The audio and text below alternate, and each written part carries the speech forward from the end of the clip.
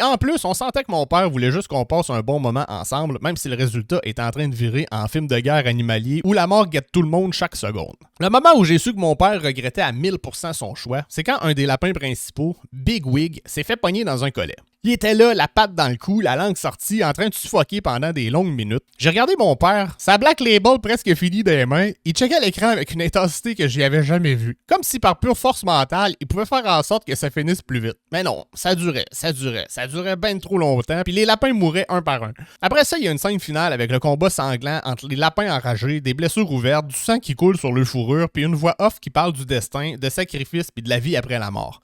C'était même pas juste triste, c'était existentiel. C'est un cours accéléré sur la cruauté du monde version rongeur. Quand le film est fini, on savait plus quoi dire. C'est comme si on venait de voir un documentaire de guerre, mais avec des lapins au lieu d'humains. Puis mon père, dans son dernier effort pour essayer de sauver la situation, il nous regarde et il nous dit « Ben au moins, c'était pas un film plate. » Il a soupiré, il s'est frotté le front, puis il a lâché « Ok, c'était peut-être un peu intense. » C'est bizarre, mais aujourd'hui, avec du recul, ce souvenir-là, il me fait pas juste penser au film le plus traumatisant que j'ai vu quand j'étais enfant. Il me fait penser à mon père, à comment il a essayé maladroitement ce soir-là de nous faire oublier la réalité juste pour une soirée.